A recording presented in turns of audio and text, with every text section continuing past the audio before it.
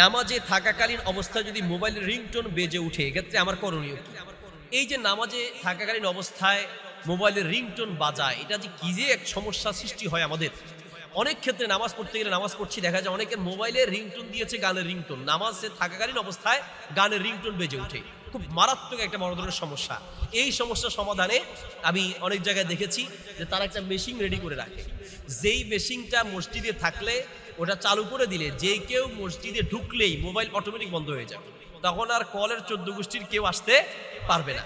তো যদি সম্ভব হয় প্রায় মসজিদগুলোতে কাজ করা দরকার, যে ঢুকলেই মেশিনটা থাকবে, ঢুকলেই কি রিংটোন বন্ধ, তখন আর কেউ মসজিদে ঢুকলে তার মোবাইলের রিংটোন বাজবে না। বাকি আপনি ঢুকার পরে যদি মোবাইলে কল আসে আর সেই কল আসার কারণে যদি মোবাইলের রিংটোন বেজে উঠে, তাহলে আমাদের উচিত হচ্ছে সাথে সাথে রিংটোন বন্ধ করে দিন।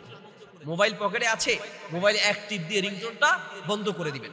অনেক সময় দেখা যায় যে আমরা রিংটোন বন্ধ করি না, আপনার একার কারণে আরো 2-4 জনের সমস্যা হচ্ছে, আপনার এই আওয়াজের কারণে আশেপাশে আরো 2-4 জন 10 জনের কি হয় সমস্যা হয়। এই জন্য যতদূর সম্ভব রিংটোন আপনি বন্ধ করে দিবেন।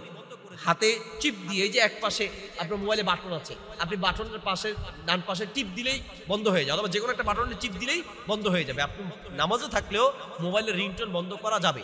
এই কাজের জন্য নামাজ ভঙ্গ হবে না, বরং উচিত রিংটোন বাজতেই সাথে সাথে বন্ধ করে দিবেন, যাতে আরেকজনের নামাজে ডিস্টার্ব না হয়। আপনার তো ডিস্টার্ব হচ্ছে আরো অনেক মানুষের ডিস্টার্ব হয়, এই জন্য এটা বন্ধ করে দেওয়া উচিত। এরপরের প্রশ্ন, মহিলারা আজান ও একামত দিতে পারবে কি? মহিলারা আজান ও একামত দিতে পারবে কি না নিয়ে ওলামাদের মাঝে মতভেদ আছে। অধিকাংশ আলেমদের বক্তব্য হচ্ছে, এবং আমার মতেও এটা প্রাধান্যযোগ্য মত হচ্ছে, যে মহিলাদের জন্য আজান একামতের প্রয়োজন নেই। তারা যদি নামাজ পড়ে তাহলে একাকে পড়বে, তারা আজান একামতের প্রয়োজন নেই। তবে আয়েশা রাদিয়াল্লাহু তাআলা আনহা একামত দিয়েছেন, ইমামতি করেছেন, এমন প্রমাণ আছে।